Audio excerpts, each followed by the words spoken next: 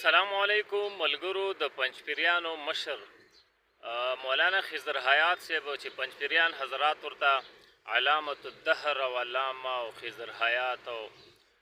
ملګرو دا هغه خضر حیات صاحب دی چې په تیرو ورځو کې د پینډۍ د مناظرې نه تېښته وکړه او په کوم ځای کې چې د مناظرې دپاره خبره طی کېدله نو هغه ځای ته سره د خپلې مدرسې تقریبا 70-80 کسان یې راوستي وو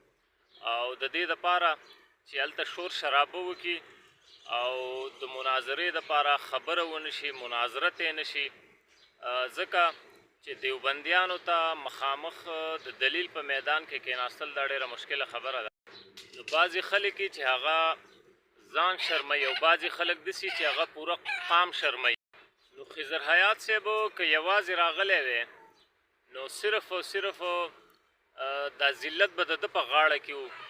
خو ده ځان سره پوره مدرسه یعنی پوره پنجپیریت یې راوستی و مماتیت یې راوستی و نو دا د ذلت هار اوس پوره د پنجپیریت او د مماتیت په غاړه کې پروت دی. د ده باره کې مفتي محمد ندیم صاحب یو څو خبرې کړي دا راسره لږې واورئ. د خضر حیات باره کې مفتي ندیم صاحب څه وایي راځئ ملګرو دا راسره لږې واورئ او که ویډیو هم خوښه شوه نو مخکې خامخا شیر کړئ. منحوس انسان دی په دا کائناتو کې د خضر حیات نه یقین وکړه ته د شکل ته وګوره که نه زمونږ لږ چوپ شئ مړه زما ملګری و مونږ هغه وخت کې په دې منګور سوات کې وو نو ما ته وایي چې وایي زه د پنجپیریانو درس له لاړم په هغه ورځ چې ناست وم شیخ صاحب ویل چې دا مخونه به د قیامت په ورځ پړقېږي ویل چې ما وکاته ویل هغه ټول تور پړق کړه وایي زه ترې راپاڅېم ویل چې هغه مخونه خو دا نه دي.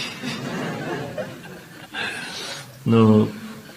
یقین وکړه الله تعالی ته د نورانیت بیخي ختم د باطل چې څومره تاسو ورته وګورئ یقین د زمونږ دي کې توره مې خو الحمدلله نورانیت پکې وي د هغوی هغه سپینو ته هم چې وګورئ یقین وکړه منحوس غونته کې وي دا نورانیت ته الله تعالی پاک اغوستی نو ځکه دا بېادبه خلک وي او بېادبه سړی دا ډېر بېادبي دا ډېر خطرناک شی دی مولا صاحب. مونږ وایو ځینې په ادب کې وران شي ځینې په بېادبۍ کې وران شي. په ادب کې چې وران شي هغه نه د بریلیان جوړېږي او بېادبۍ کې چې وران شي د هغه نه ملحدین جوړېږي لکه دا غیر مقلد او پنجپیریان او دا قسمه خلک دا ټول بېادبۍ مرض وهلي وي. یقین وکړه په خپل استاذ پسې خبرې کوي ناز به یې تفسیر به وایي ته اوس دا جلالین زموږ نه رسو کې پړاویږي راشه کښېنه نو دومره عجیبه ته هغه زمانه خو دغسې وه چې د اهل علمو زمانه وه نو په تفسیر کې هغوی هر قسمه روایت را نقل کول ځکه خلکو امتیاز کولی شو وروسته د بېعلمۍ دور راغی نو وروسته خلکو ته دا عجیبه غوندې ولګېده دې وجې نه خو زموږ دا کبیر علمای دیوبند تفاسیر به ګورئ نو د دیو په رسو کې چې دا جلالین یا کتابونه مخ دي هغه بکواسات کوي د دیو په خلاف